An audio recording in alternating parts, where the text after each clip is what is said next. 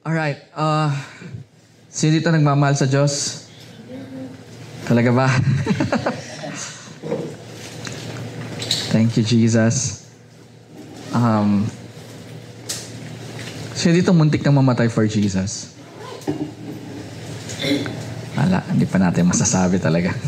It's easy to, di ba nga parang, sino dito ang you'd rather have bad times with the Lord than good times with someone else? Kung di mo pa masabi yun, wala, hindi pa. Alright? Alright, so we are in the last, ang tawag ba dito? Last part of our series, All In. And just to tell everyone and remind everyone, we don't have a service next week. Okay? Sabbath. Na karamihan sa atin ay nasa Tagaytay. Actually, halos lahat naman tayo. Hindi pala Tagaytay. Actually, Cavite. Si Peter nandun din. Alright? So I say, you're part of the family, man. Alright? So wala tayong service because kasal ni Aaron and Yana. We will celebrate with them. So pray for them. Bless them. Yes. Alright? Sa mga susunod kakasal, Monday to Saturday, it's there. Alright? And yeah. You know it. Alright, so we will celebrate with them. Sa mga hindi invited, meron kayong hanggang mamayang gabi para kaibiganin sila. Alright, because this couple, pag na-hi hello lang, invited ka na. Alright, madali itong gawing kaibigan. So seize the moment, make friends. Alright, so yung damitan ko ngayon ay nakapang BGC boys ako. Okay. Contractor ako ngayon. Uy, grabe, may nakikinig sa ang tawag dito, podcast. Alright. Anyways, I preach sa Antipolo kaninang umaga. Ang ganda ng ginawa ni God. So si JC ay naging Sunlig.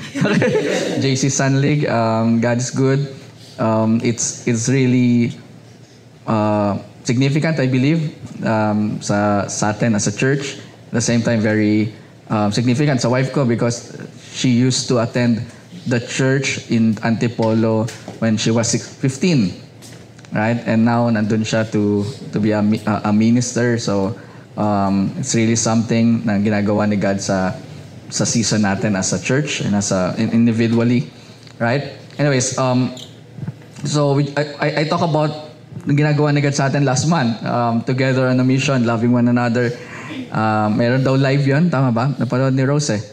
Oo. Hindi siya makapaniwalang naka-long sleeve ako at nakaayos. But, so, forgive. Walang tumatawa. Ito, kahit di ako nagjo-joke, tumatawa kayo eh. I love this place. Right? Doon, gabi, ginawa ko na lahat. Para hindi pa siya tumatawa. Sa pagbalik daw, siguro tatawa na sila. May next time. Alright, so loving the Lord with all of our hearts, mind, strength. So we are here on the strength part. All in, we will talk about strength for God.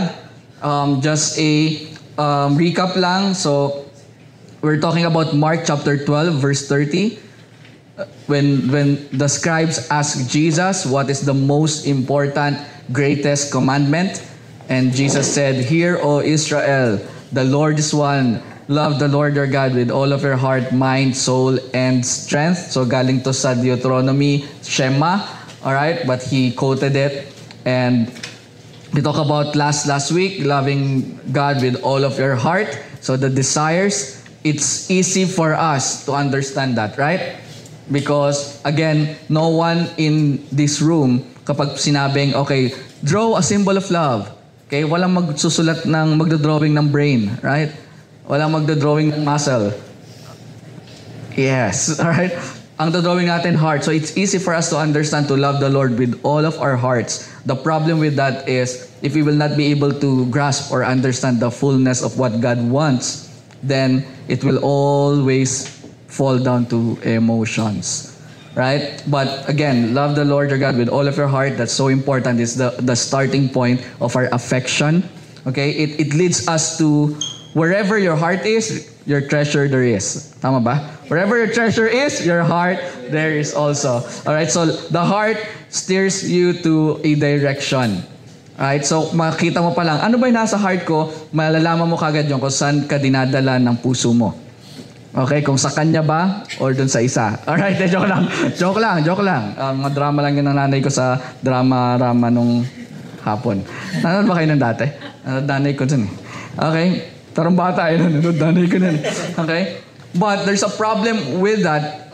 Kapag puro heart lang, minsan, yung gustong puntahan ng puso mo, hindi kakasya or hindi ka equip or hindi ka makapunta because may wall or whatever. And dun papasok yung importance ng mind. Because the heart sets the direction but the mind shaped us to be able to enter to wherever God, our heart wants us to go. So if you want to go dun kung nasan si God, then you need to have the renewed mind to be able to be shaped for that. Right? But kulang pa rin yun. Okay? Because those two are just internal. Okay? I love the Lord with all of my heart, mind, and strength, with all of my heart, and then I always think about the Lord. When I think about the Lord, I always think about Him. Pero kulang pa rin yun. Dahil it's internal, may problem pa rin para ito mailabas external. Okay? And if we will not understand this last part, we will always be kulang. Alright? Kapos. I love the Lord, pero the moment na humirap na, tigil na. Alright? Or merong limitation yung pagmamahal ko kay God. Nakaranas ba kayo ng, tatry kayong magbuhat ng isang bagay na mabigat? Tas, kala nyo hindi nyo kaya. Mabigat Pero the moment you give your all strength, nangyari sa inyo yan, parang, sisigaw ka pa, tapos mabubuhat mo siya. Right? Pero, a minute ago, tingin mo, hindi mo siya kaya. Pero ang totoong nangyari, you did not give your all. Right? And sometimes, ganun din yung relationship natin kay God. Kala natin, hindi, si pastor ganyan lang yan eh. Ay hindi, ganda lang sa mga Christian na yan. Ako, iba talaga, hirap ako mag-pray ng ganito, hirap ako magbasa ng Bible ng ganito. But the truth is, sometimes hindi lang natin binigay yung all natin. Alright? Kasi pag binigay mo yung all mo, minsan hindi mo kayang buhatin, kayang may sigaw ka lang. Alright? Kailangan mo yung core mo. Okay? Yung tabako, mahina to. Pero kailangan mo i-engage. Sabi nga, di ba? Sabi sa gym, di ba? Engage your whole body, engage your core. Oh, yung binte, core. Oh, mahangat mo yan. Tama ba? Hindi pala ako nagaganan. Alright, so ngayon pag-uusapan natin is love the Lord your God with all of your strength.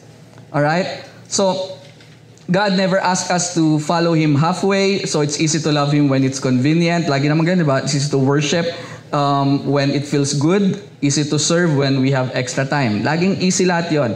Pero the moment na magkaroon na ng problem, doon papasok yung the stretch and the strength. So itong heart, mind, ang kulang dito is the power of the will. Because we're talking about the whole soul. Alright? So even if I love Him with all of my heart, I love Him with all of my mind. If I don't love Him with all of my will, lagi akong babalik at babalik dun sa limitation ko. Alright? So we started with the heart, mind. Ngayon pupunta na tayo sa strength. So what is strength? So we're moving from the internal to external, from what's felt and believed to what's lived and done. Okay? So if yung heart and your mind, the moment na hindi yan ma-join ng will, it will always be felt and believed. Feel, I believe, I feel. But the moment na meron ng will, then it always be like something na may action at consistent action. Alright? So why strength matters? Okay. Why strength matters? So when God commands us to love Him with all of our strength, He's not adding another list, alright, and requirements. He's revealing something na sobrang about who He is and what real love looks like. Because it's easy to say, I love you, right? Pero kapag nagkaroon ng problem, for example, it's easy to say to my wife, I love you. I love you. Everything is okay, right? But real love will be measured when it's not okay, and then I still can say, I love you. I choose you. Right? I will be here even if it's hard.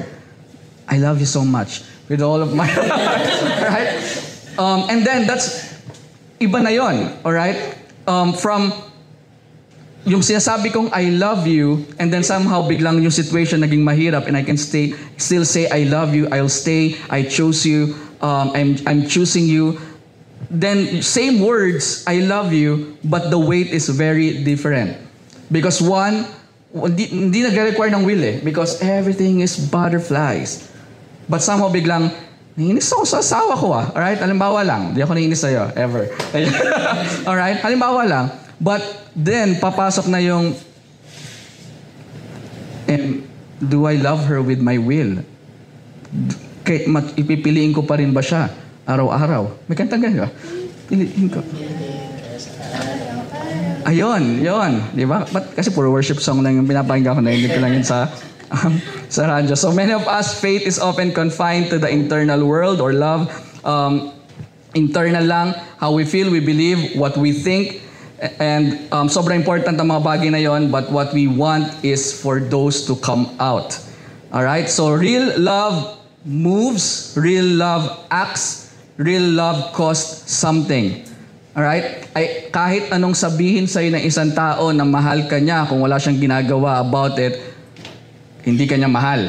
Right? Or hindi mo papatunayan. Kahit ang sabihin niyang, I love you, I love you, I love you, pero hindi niya kayang mag-sacrifice, hindi niya kayang mapuyat ka sa text. Alam mo yun, that's important, guys. Text. Pero after nun, hindi niyo na kailangan mag-text. Right? Kung hindi niya kayang mag-sacrifice to at least to meet halfway with you, that's not love. Alright? Kahit sabihin pa niya araw-araw sa'yo na mahal ka niya, kung walang action, that's not love. Alright? And it's the same thing. Kahit anong gawin mong pag-worship at sabihin kay God na I love you, the Lord appreciate that. But somehow, kapag humirap na yung sitwasyon, then parang, I love you, Lord, pero mahirap talaga And then, you will not attend church, you will not read your Bible, you will not do anything because it's hard. But I love the Lord. Okay? Will. Alright, sabi mo, will. Okay? So, why strength matters? Because it is where love is proven. Alright? So, napaka-importante that the power of your will, the strength. Because that's the only time when our love for God internal ma-prove external. Alright? Hindi tayo magpi-please ng mga tao, pero imagine, people will saying, I love the Lord so much with all of my heart. And then, pray tayo. Ayoko, nakatamad. Right? It's hard, right? It's hard to believe someone na sinasabi na sobrang mahal niya si God, but at the same time, pag tinignan mo yung passion niya for the Lord, parang hindi nagmi-meet.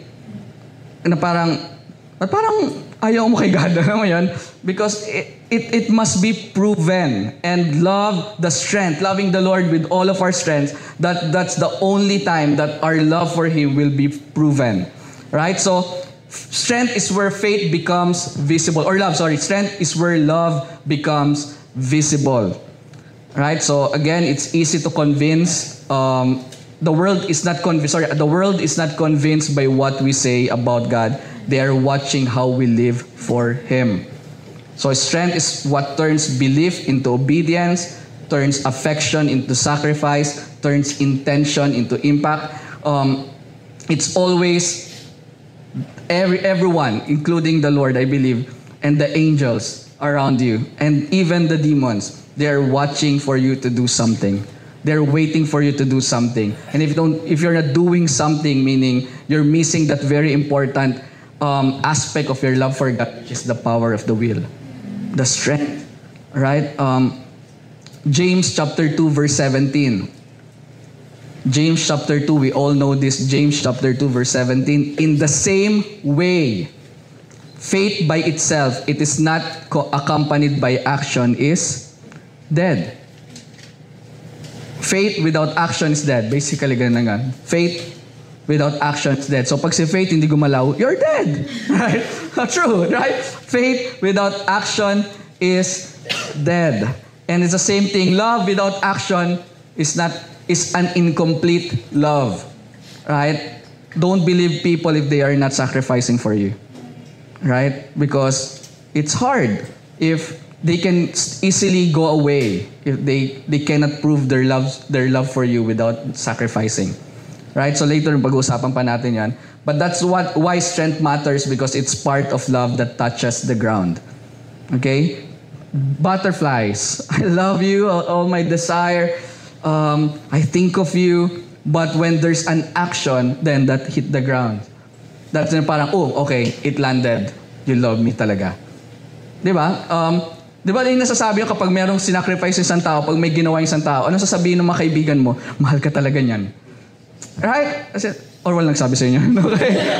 Wala palang ginagawa. Kasi hanggang text lang Tapos yun, ayaw niya mag-sacrifice Right? Pero the moment someone did something or do something na sobrang, grabe, ang hirap nung ginawa niya for you, then everyone will say, mahal ka talaga niyan. Pero kapag wala pa yun, sasabihin lang nila, parang mahal ka niyan. Right? But it's the action that will prove their or someone's love. And it's the same thing with us. Strength will prove your love for God. I have this when I was starting in the ministry. So I pastor nag-start ako mag-pastor when I was 18. Pero 17, nagpipreach na ako. Alright? But praise God, walang na-record nung preaching na yon. Kasi imagine a very young man with so much passion without knowledge. Alam mo yan? Parang very legalistic approach of preaching, because that's what nakikita ko sa mga pastor ko. Right? So, I give grace to that young man. And then when I was 18, with so much passion, I'm studying computer engineering sa Morong Rizal. Nag-start akong magpastor at magtayo ng church when I was 18. Hindi pa ako gantong puwarma nun. Alright? Sobrang payat, uhugin. Kasi walang pera Alright, scholar ako. And then, nagtayo ako ng church from Morong. Sa Morong Rizal, taga Binangonan ako. So that's 2 hours away from our house.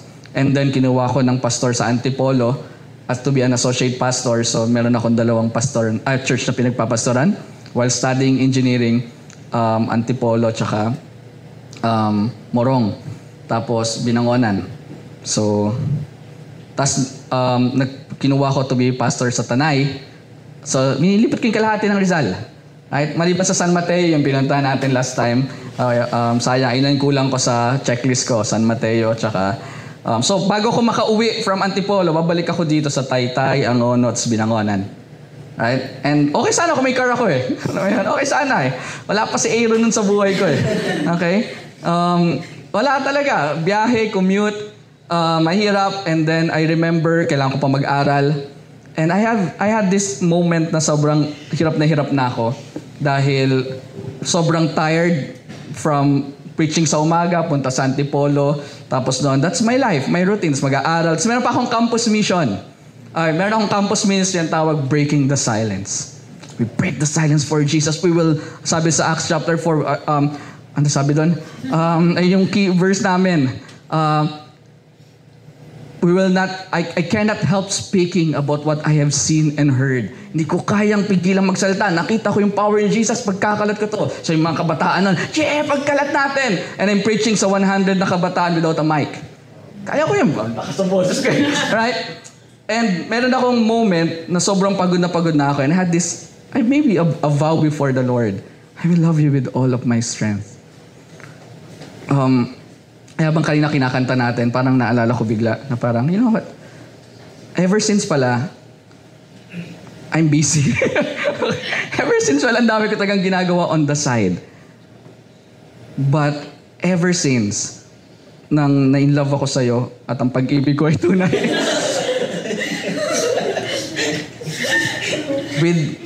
Na sobrang pagod, no one knows na sobrang wala akong tulog. Hanggang nagtrabaho ako, night shift.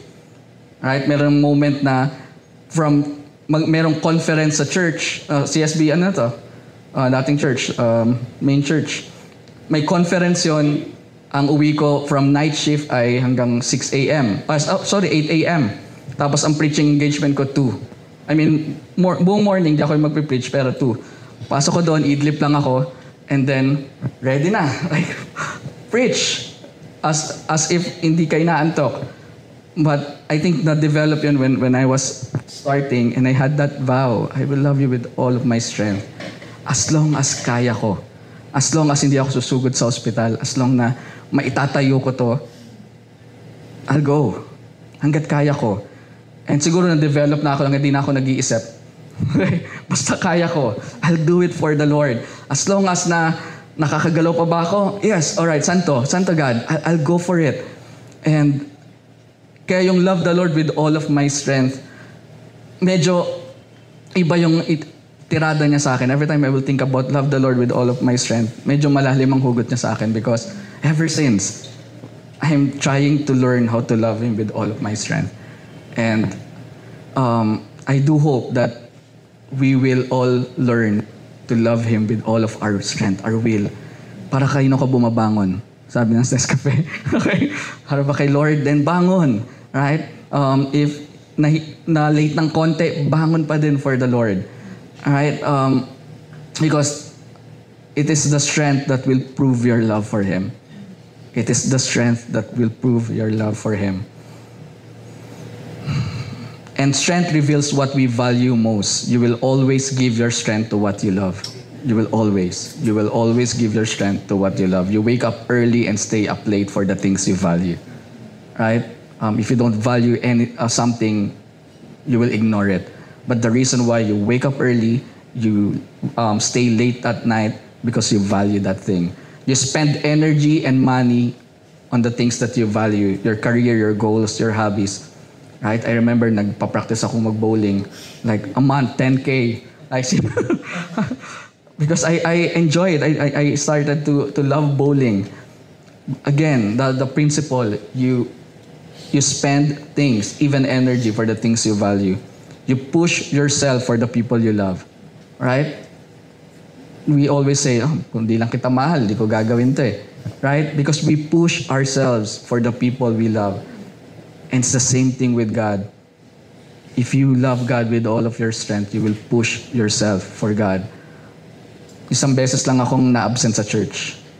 I mean, di ko kayo kinokondemn. It's my personal relationship with the Lord. Isang beses lang. Nung paglipat namin ng Rockwell, nagkasakit kami. Nag-hallucinate yung asawa ko. Ako naman, sabi, tulong. Ako naman, tulungan niyo din kami. Isang beses lang yon. Alright? Yung saktong paglipat namin dito sa Rockwell. And we shall return.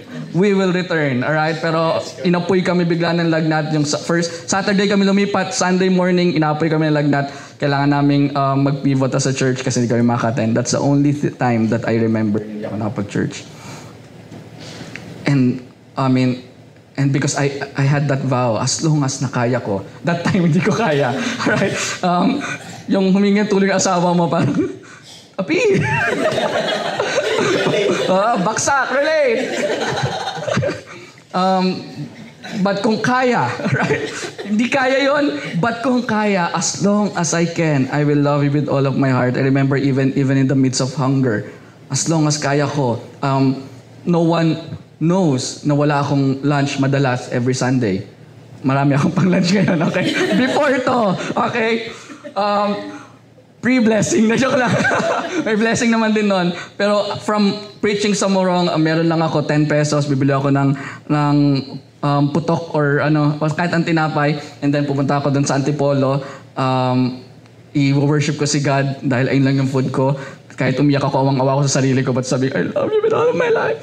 Kain ako doon, tapos kailangan ko ayusin sa sarili ko. Pagbaba ko, dapat walang makakita na umiyak ako. Because it's not for them to see. It's between me and the Lord. But na-develop, love the Lord with all of your strength. And with that, love the Lord with all of your strength, it's as if God is asking us, will you give me that strength? Will you give me the same strength you put or you spend sa mga bagay na gusto mo sa mundong to? Come on, na natin, umamin na tayo. If we like or love something or someone, what is puyat? Alright? Eyebags only. Right? What is puyat? Come on. We spend hanggang madaling araw sa BGC. Mamamatay na ako. Mamamatay ka, may pasok ka pa nun. May pasok pa siya sa BGC nun. Makasama lang ako. Alas 3, alas 4 madaling araw, nasa BGC kami. 6 a.m. Uuwi ka para maligo lang, papasok ka sa BPI. Ako naman, matutulog. Kasi maluwag yung work ko nun. For love, right? Aminin na natin, we can do that for love. Meaning, we can do that for the Lord also. Will you give Him the same strength? When we direct our best energy toward God, when we serve Him with our time, give Him our first and best, pour ourselves into His mission, it's a declaration of worth, right? When I was very tired and still showing up, it's a declaration of worth. It's not because I love the ministry. I'm declaring, you're worthy. I'm here. I can preach kahit lumutang yung utak ko, sa alam ko lang yung verse, I can preach. Kung hindi nila ako maintindihan, Holy Spirit, speak to them. But I can preach. If you need someone sa front, just because hindi ka makakapagsalita, Lord, let me speak. And I will just tell them, love the Lord. Tapos kung ano nang pagsasabihin ko kasi lutang ako, and then may the Holy Spirit speak to people. But I will be in front if He wants me to be in front. I will. Right? Because it's a declaration of worth. It's a declaration of, you know what, God? You're worthy. Kaya ang kinanta natin kanina, you are the love of my life. You mean more than this world to me. I wouldn't trade you for riches. Ano yung may last song? You are my everything. Like, that word, you mean everything to me. Anything in this world cannot compare to you. It's a declaration of worth. God, as long na kaya ko, I'll be there. Lord, as long na kaya ko, kung saan mo ako gusto, anong gusto mong gawin ko, I'll be there. I'll do it. Because I love you with all of my will. With all of my strength. God, you're worth more than anything else I could pour myself into. That's a declaration. If you love the Lord with all of your strength, it's a declaration. God, you're worthy of everything I can pour myself into. So strength matters because it's the language of sacrifice, and sacrifice is the highest expression of love. Now, let's do some Hebrew study. Okay? So the Hebrew word for strength in the Deuteronomy 6:5, love the Lord your God with all of your heart, with all of your soul, with all of your strength. The Hebrew word for strength is meod. M-E, yung mahilig silang mag-ganon, di ba? Apostrophe O-D. Meod. Right? And it's really amazing kapag inaral mo yung meod because it's not literally mean muscle. It's not about physical power. In fact, in most places, meod is translated as very, much, greatly, exceedingly, meaning it's an adverb. Okay? So it's not a noun, it's an adverb. It means to the maximum, beyond measure, overflowing with everything you've got. Sheesh. Alright? And interesting, ito yung, sa Genesis chapter 1:31, nung natapos na God i-create lahat, sabi niya, and God saw all that He had made, and it was meod good. It was very good. Yung very doon, yung word na very na yon, that's the same Hebrew word doon sa love the Lord your God with all of your strength. It was very good. Alright? In Psalm 190, actually 300 times ginamit itong meod na to. Banggit na tayong dalawa. Psalm 119 verse 167, I obey your statutes for I love them greatly. I love your statutes, I love your word, I love them greatly. That greatly is meod. Alright? It's a devotion that described a deep, abundant, wholehearted devotion for the Lord. So when Scripture says, love God with all your meod, with all of your strength, it's basically saying, love God with all your muchness. Greatly, in the greatest degree possible. Love Him with all the capacity, the potential, the resources of your life. Everything, whatever you've got. So basically, anong meron ka? Bigay. Okay? Basically, sinasabi ni God, love me with everything na meron ka. Come on, bigay mo sa akin. Everything na meron ka, just give it to me. Your time, your energy, your skills, your influence, your resources, it's everything you can bring to the table. That's meod. Love me with everything that you can bring to the table. So kung meron ka pang hindi mabigay sa table, that's not loving God with all of your strength. What does that look like? It's wanting to understand the word, but what does it actually look like in our lives? If loving God with all of your heart is about desire, right? And that's important. We it's good to love with so much emotion, right? It's so good. That's part of it. And loving Him with all of our mind is about thought. Like, think of Him. Don't just love Him with emotion. Think about the Lord, all right? Then loving Him with all of our strength is about devotion, all right? It's the desire, heart, mind, thought, and then the strength is devotion. Nakita na kayong debotong Candado Sagrado Nazareno? Hindi pa? Nakita nyo yun every January 9. Nazarene, devoted Nazarene. They're willing to die for that. Right? Crazy. Because they are devoted. They don't just say, no, we love the Black Nazarene. We think about that. No, they were in the parade, willing to masaktan, masiko, mapawisan, just to touch the false god. Devotion. Sa mga kulto, they are very devoted. Jansport, everything, necktie, white, from other nation, going here, paid by them. Do you know that? Nag-iipon sila to be a missionary. It's not a church-sponsored mission. Sabihin na natin lahat na hindi kasi iba yung turo sa kanila na manipulate yung mind nila. No, they're doing that. Yes, manipulated yung mind nila, but they're doing that because they have this mentality, this for the Lord. Right? Devotion. So it's where love becomes visible, where love moves from the realm of intention to the realm of action. And so if we have the desire, we have the thought, but you lack devotion, then you will be on and off doing the thing that will prove, that show the world that you love the Lord. You will be on and off. And because of that on and off, if people will doubt your love for God, then it's a big question. Do you really love Him with, maybe you love Him with your heart and mind, no doubt to that. But you're lacking the greatest commandment. Strength, will, right? Love that stays even when it's hard. Joshua chapter 22 verse 5. Now, this is padulo ng ministry ni Joshua. Again, Deuteronomy chapter 6, ayun yung sinabi ni Moses, love the Lord your God with all of your heart, mind, and soul. Tapos na namatay si Moses, ang pumalit sa kanya si Josh, right? And then ginawa ni Josh yung pagsakop sa Canaan, in advance ng kingdom, yung ministry hindi nagawa ni Moses, siya yung gumawa. Bago siya mamatay, look at what he said. Joshua 22 verse 5. But be very careful. So siya naman ngayon nagsasabi sa mga Israelites. But be very careful to keep the commandment and the law that Moses, the servant of God, gave you. To love the Lord your God, to walk in obedience to Him, to keep His commands, to hold fast to Him, and to serve Him with all of your heart, with all of your soul. Right?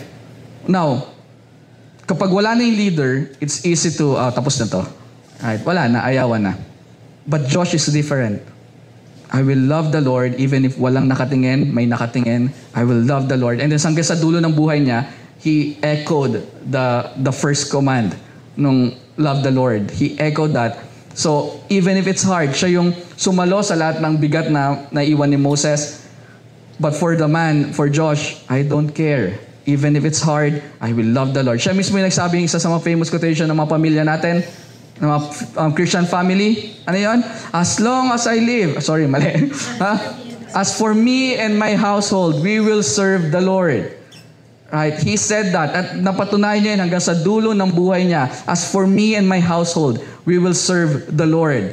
And hindi lang siya basta emotion, hindi lang siya basta mind. He proved that with action. Right? So when Jesus says, love me with all of your strength, it's not inviting us into convenience. Not part-time commitment. He's inviting us into a love that endures, a love that keeps showing up, a love that stays even when it's hard. Right? Na parang, hey, love me with all your heart. That's emotion. Thank you. I appreciate your emotion. I enjoyed it. Love me with all of your mind. Oh, that renewing of the mind. I love that. Your thoughts, amazing. I love that. But I want that to stay. Right? Even if it's hard and you need to love me with your will. Because true love is proven in the hard places. Right? Again, nasabi nga ito kanina, and we all understand this. True love is proven in the hard places. not because someone says, I love you. It's in the hard places. Even sa mag-asawa, it's proven in the hard places. It became stronger actually in hard situations. And it's not, again, the Lord values our worship. Okay? But it's easy to worship when life is going well. It's easy. Right? It's easy to praise when you receive a blessing. Hallelujah! Thank you, Lord! Yung nakuha namin yung visa, yung tita namin talagang, thank you, Lord! Right? And nakakatawa talaga. It's easy. Alright? It's easy to worship when life is going well. Now, if life is going well and someone worship, ano sinasabi mo? It's normal. Right? But if someone is in a very difficult situation and they worship, what will you say? Oh, that's devotion. Grabe talaga si Jet, no? Grabe yung love niya for God. Why? Because it's proven by action. Right? And again, kung sobrang ganda ng buhay nangyari kay Jet, nag-worship siya, no one will say a thing. The only time that we will notice that grabe yung devotion ni Jet, grabe yung love niya for the Lord, it's when he is in the rock bottom, he still praise the Lord. Grabe yung faith niya kay God. That's the time that we react. That's the time that we say something. But no one will say something na parang, praise God, thank you God. Everything nangyari went sobrang ganda. We will just celebrate with them. Like, thank you Lord. But we will not have that side comment na parang when someone is in the middle of darkness and that person keeps praising the Lord, we are all encouraged. Right? Just the mere fact na nandun yung present ng tao and worshiping the Lord, lahat tayo, suddenly the strength that's He's giving to God, it's imparted to us. Without even asking, that the person's loving the Lord with all of his or her strength, then tayo na watcher lang, na-encourage tayo eh. Hindi ko alam sa inyo, pero the moment na makita ko ng magandang tao, I'm encouraged. Without them praying for me, without them interceding for me, without them laying their hands, just the mere fact of their existence and loving the Lord with all of their strength, I'm encouraged. Right? And I can say, alam mo, grabe talaga yung tao na yun. Right? And we don't say that when everything is okay. It's easy to serve when it fits our schedule. Right? It's easy to serve. Na parang, oh yeah, I'll check my schedule. Pero when you're so busy, everything is all over, and you still sacrifice for the Lord, I mean, whatever itsura ng serving na yon, that's different. That's different. Because somehow, suddenly, it's not about emotion and thoughts. It goes beyond the internal. It went outside and affect people. It's easy to obey when God's command align with your plans. Right? Ang dali nun. Na parang if I want to learn about the Lord and God said, okay, study theology. Ang dali nun. Right? Pero kapag, Aaron, wag ka nang mag-doktor. Di si Lord yan. Sample lang to, Brad. Kailangan ka namin bilang doktor dito. Sample lang to, bro. Huwag seryosohin. Pero kung magpapastor ka, okay lang din. Alright? Di ba? Pero sa atin parang, di, Lord, nag-aral ako, napuyat ako, nahirapan ako para dito, then sasabihin mo, stop, Lord. Yeah, this is my calling to be a doctor, right? But God said, no, stop. It ends there. It's easy to obey when the command aligns with your plans. Pero if it's not, then, right, we will not praise someone na ginagawa yung something na sobrang pinlano nila sa buhay nila. But you will praise someone when they sacrifice, surrender things in the name of the Lord. Right? Parang, wow, paano mo nagawa yan?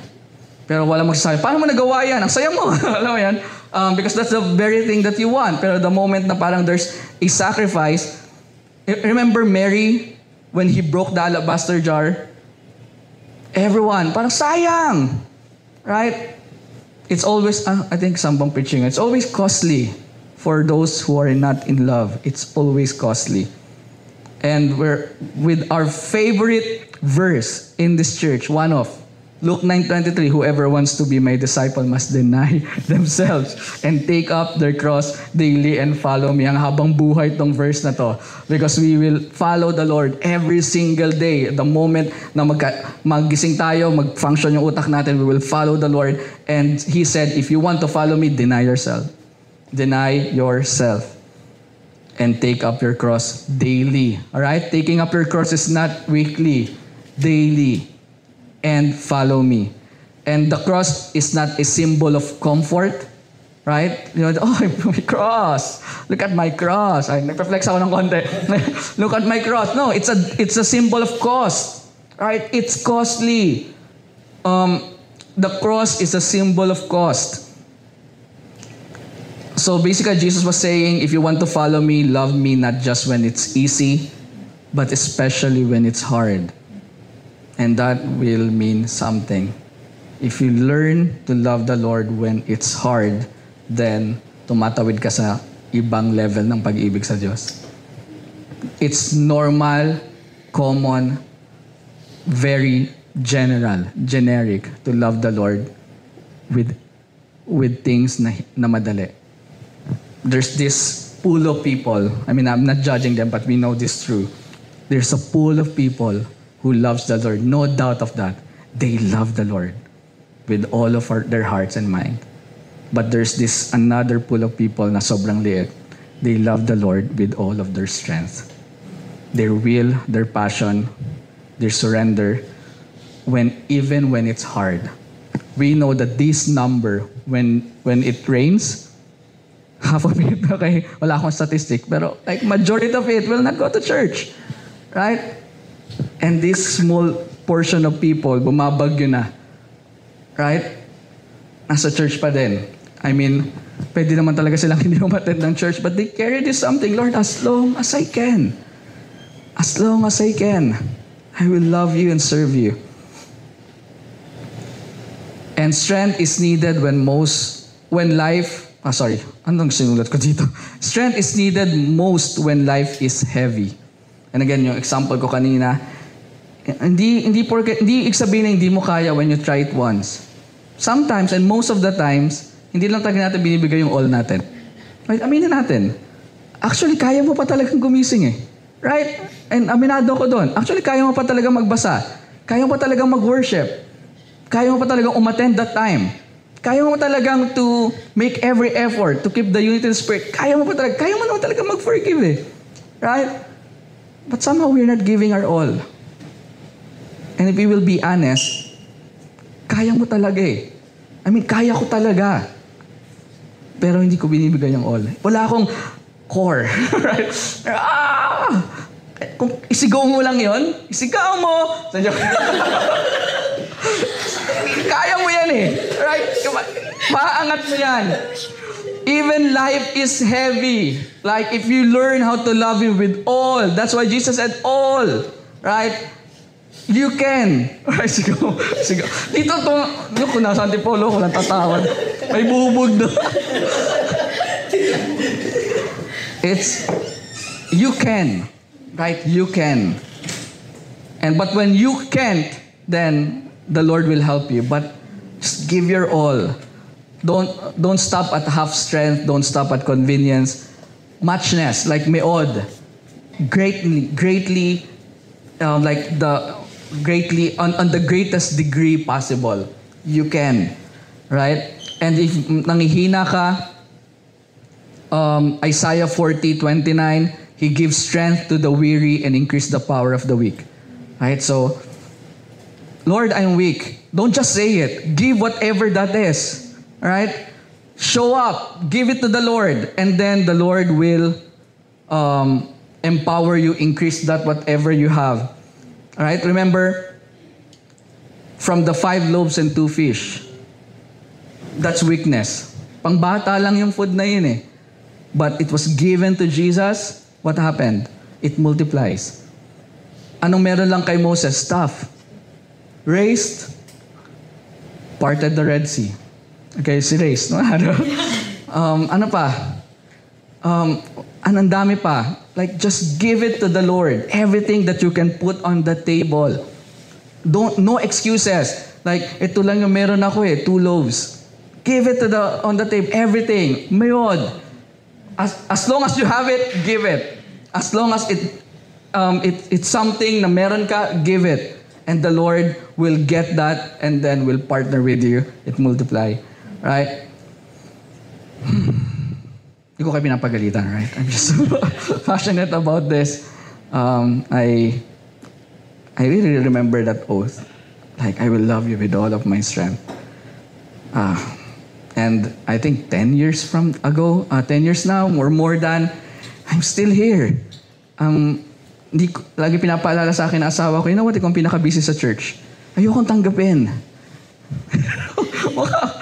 Si Rose yata contender. Right? But, wala talaga Ubus. 26 hours pala yung oras sa isang araw, no? Hindi talaga. But I'll try my best to still wake up every morning. Kung mag-snooze man ako at sa susunod na snooze, maalala ko, wait, I can. I will meet Him. I can. Babangon na ako nun. Right? And then, punta na ako sa labas, and then, peace God. I'm here. Bangag lang, but I'm here, Lord. Ano yun? Tapos gagawin ko ang lahat para lang di makatulog. Gumagano. I love you, Jesus. Kasi the moment hindi gagawin. But I'm there, right? Be with me, Lord, or let me claim. I mean, it's hard to claim that the Lord gives sleep to those He loves if you don't stand up and try your best. And then yung time na yun kapag nakatulog ako, I can claim that. Oh, the Lord gives strength to me because I'm here, Lord. Pero pinatulog mo ako. Thank you. Right? And then, pagising ako, haba ng prayer ko. Right? But I try because I can. At least yung portion lang na yon. Minsan nga, masabi ko lang, ang desire ko lang, God, dito na ako sa sala. I love you. I love you. Alam mo yan, hindi ko na natatapos yung kung ano yung gusto kong sabihin, but inuuna ko yun kasi baka gumakalimutan lahat. I love you, Lord, with all of my strength. Tapos magtitry na ako mag-worship. Kaya minsan ang pangit ng pads di ba? Lord, I love you. True story to. Bangag ako pag umaga. But I'll try. I'll wake up. I'll say to Him, good morning, and I love you. I'm here, and this is my heart's desire for you. I'll try. Minsan tatayo ako. Para ako si Hulk Hogan. Totoo to. I love you, Lord. Pero totoo lang, antok na ako. Kailangan kong kumilos, but I want to love Him. I can. Actually, you can. You can. Even that 5 minutes, you can stand up. You can praise Him. You can love Him. And if you just have 5 loaves and 2 fish, He will multiply. You can. You can. It shows that God is worthy, not just of our praise when life is easy, but our obedience when life is hard. It shows Him that He is worthy.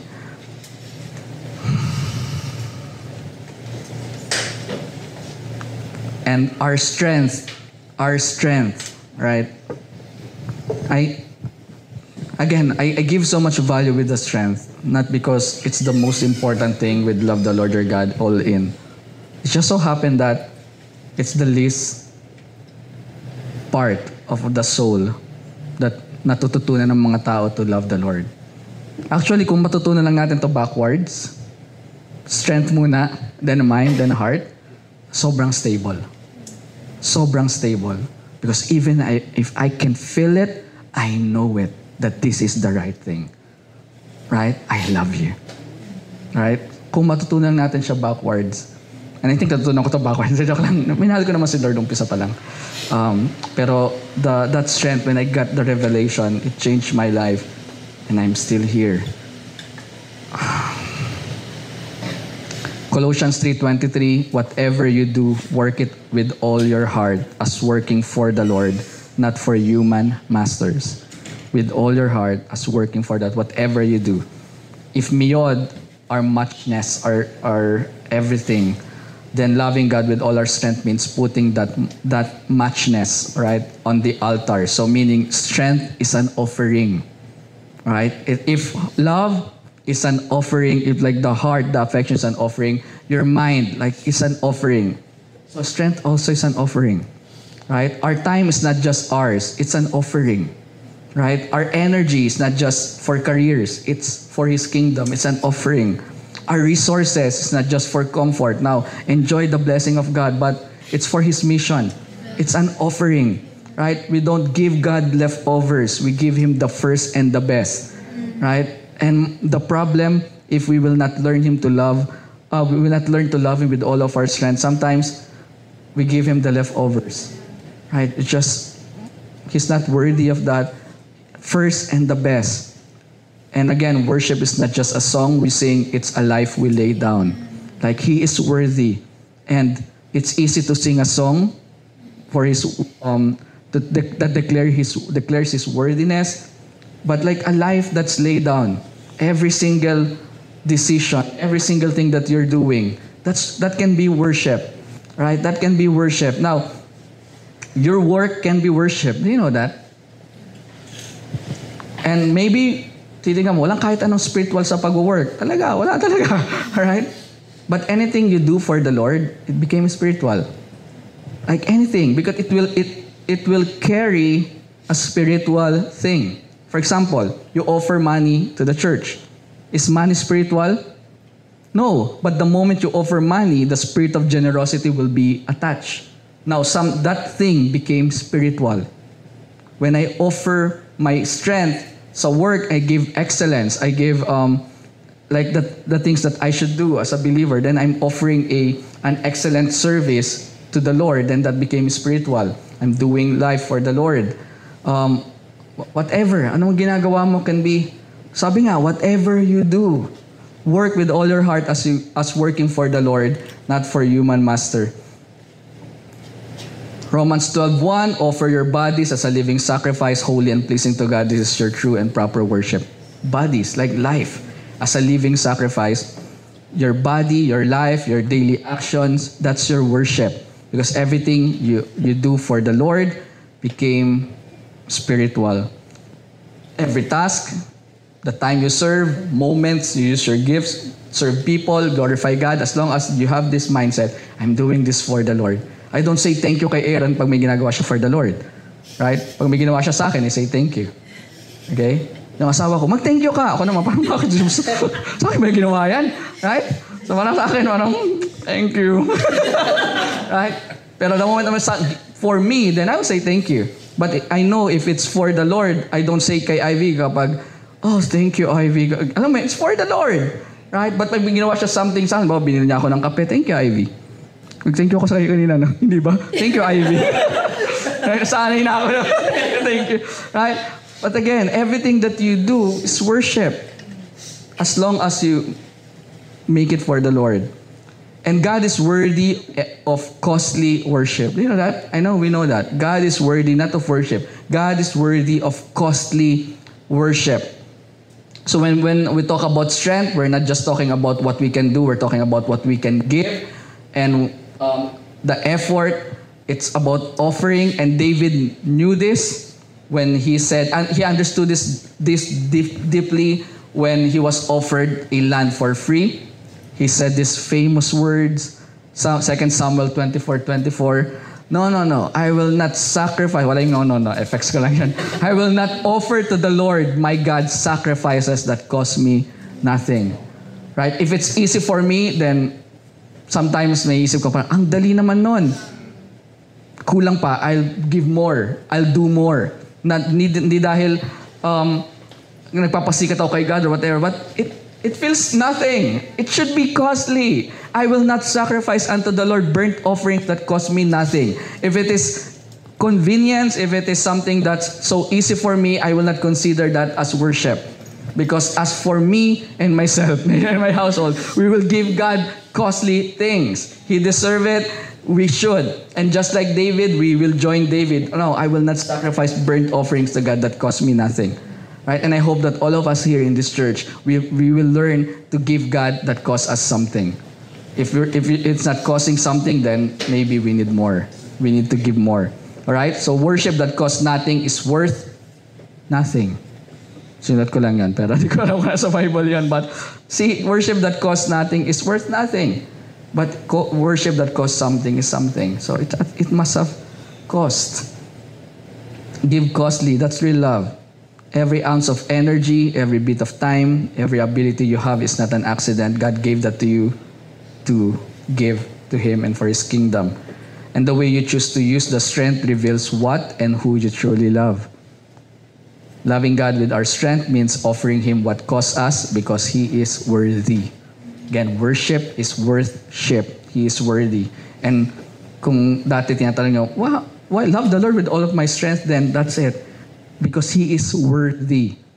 And whatever you give to Him, He multiplies. Right? So, walang excuses. Ito lang yung kaya ko. Ayun yung pinakaya mo. Ito lang talaga. Give it. Right? If sinasabi ko kay God, Lord, in this season, I try my best. Talagang pag umaga, nasasabi ko, I love you. Labang ko lang, I love you, Lord, with all of my heart. I love you, God, with everything. And then in the middle, mawawala ako. Hindi ko alam kung ano nangyari. Dinalaba ako ni God sa heaven. Hindi ko alam. Pero nagigising ako. Then nakaupo pa rin ako doon. Oh, Lord, yes, I love you. Ano nangyari? But I love you. Yes. All right? I love you. Like David offering that slingshot.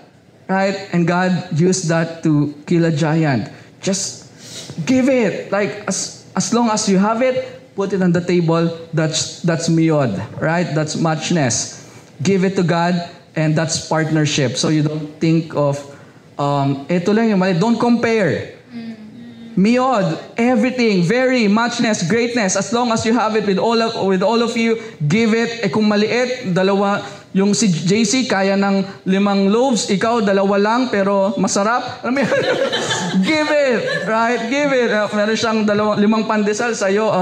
Kontis, right? Give it. Whatever, right? Don't compare. The point is this. Love the Lord with all your strength. As long as you have it, give it to the Lord. Muchness.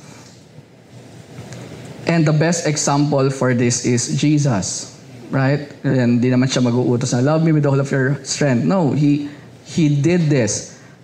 He loved with so much obedience with the Father. We know that with so much surrender, not my will, Lord, but your will be done. He's willing to die. Even there's a battle of like, yung body niya takot na. Because his body knew, tapos nagpaano siya, papawis na siya ng dugo, right? There's so much pressure because he's still a human after all that time. But he said, I still can. Ito yung bibigay ko sa'yo. Not my will, but yours be done. Jesus is a busy man. Right? Every time. Siguro pag gising, pag tilaok ng manok, alam mo yan, may manok sa kanila. Di ba tama kay Peter? May manok sa kanila. Pag tilaok ng manok, nasa ministry na siya all throughout. Like ministering to thousands of people following you just to get food. That's hard, right? Following you every single time. Right? And he healed the sick. He fed the hungry, washed his disciples' feet. Like a servant. It's hard. But at yung sasabihin niya, the Son of Man did not come to serve, but to be served, but to serve and to give his life as a ransom for many. He can be so tired, but he kept serving. The crowds pressed him. He kept teaching. People rejected him. He kept loving. Like, kaya. Right? He knows how to love with all of his strength. And the pinaka-greatest pinakita niyang strength siya is loving us through the cross. Again, may tumba-tumba siya. You know the story. Patatayo siya. Right? Pipilitin niya. Because for the joy set before him, he endured the cross. Like he's not after this present time. He's looking ahead. Like there's so much joy. I want that. I will keep doing this. He showed strength. Right? And that's the greatest for me in showing strength. And he said, if you want to follow me, deny yourself and take up your cross daily. And then we think na parang, okay, deny myself. No, it's the same cross, that principle nung kinuha niya yung cross. Kung matumba-tumba ka, bangon. Right? Kaya yan. The joy set before you. You can endure the cross because of Jesus. And lastly, His grace is sufficient for you, for His power is made perfect in weakness. 2 Corinthians 12:9. Philippians 4:13, I can do all things through Christ who gives me strength. I don't care about your context here. Still, the word says He gives strength. Right? So the point is this. Just give it to God. Ano man yung kapos, He'll give His strength. Like the good thing about this is hindi lang niya pinrove yung love niya through His strength. He's offering His own strength with partnership. Just give it. Don't think about, Lord, ito lang yung kaya ko. Paano magkakaroon ng revival? Paano mo ma-advance your kingdom? Lord, just give it. Right? Kanina na-bless ako sa Antipolo, sa church, because they are really a small church, but they are giving something small, or I believe it's still small, to help yung mga na earthquake. Right? Na parang for me, kahit magsama-sama kayo, that will be, tas yung ano lang, parang ang liit lang. Right? But without thinking of malaki, maliit, we help. It's the same thing. Maliit, malaki, if it is for the Lord, give it. And kung kulang yan, then He said, my power is made perfect in weaknesses. You can do all things through Christ who gives you strength. He will give you strength. Right? So just do it. Be a good steward. Surrender. Wake up. Kung ang kaya mo lang is mag-hi Lord. Hi Lord. Right? And then mamaya, masahabaan mo na, just do it. Love the Lord with all your strength. If you feel like your strength is running out, still give whatever you have, and then He will fill you with His strength. Grace. Grace. Love the Lord with all your strength. Kung hindi mo kaya magbasa ng 5 chapters, read 1. Kung hindi mo kaya ng 1 chapter, read a verse. Kung hindi mo kaya magbasa ng verse, kaya mo. Okay? Kaya mo. Kaya mo. Kaya yan. If hindi ka makapag-pray ng mahaba, like, just give your strength to God. And best is, yung pinakamalakas ka that morning, give it to God. Serve. Follow Him. Do whatever it takes. You can do it. And if you can't, just be there. He will supply all your needs. Right? Especially strength. Can we all stand? Magja-jump rope tayo. We'll give our strength. Now, there's no way to do ministry time about strength. Right? Shout with all your strength! It's easy. It's easy to shout kasi wala namang heaviness. Right? But I do hope when life is heavy, you give all your strength to praise the Lord. When life is heavy, you give all your strength to be available for the Lord. When life is heavy, you give all your strength. Kung kailangan mong sumigaw, kung kailangan mong i-engage yung buong pagkatao mo, as long as you can, do it for the Lord. Right? And again, there are moments na matutumba ka, hindi mo magagawa. But the moment na maalala mo, oh, with all of my strength nga pala, then do it. Do it. Do it. And so because we are ending this series, Love the Lord with all of your heart, mind and soul and strength, all in. So what we will do is we will just simply love the Lord.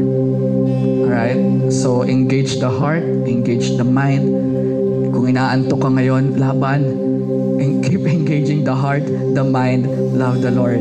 Pour it out to God. Your heart, your mind, whatever, if it's your alabaster jar, pour it to God. Whatever, pour your hearts to God. Thank you, Jesus. And if you don't feel it, that's fine. You can love Him with the mind. If you can't think of Him, that's fine. Just tell Him, Lord, I'm here, I'm standing. I give you my strength. I I will lift my hands. I'll give you my strength. All in. Give Him your strength. Thank you, Jesus. Lord, we pour our lives to you as a pleasing offering. Our strength as an offering. Our hearts, our minds as an offering. Worship. You deserve it, Lord. You're worthy. You're worthy. And I pray, God, that we will have this covenant with you, Lord, that as long as we can, we will give you our all. Thank you, Jesus. Come on, let's sing this song and worship the Lord. Love Him.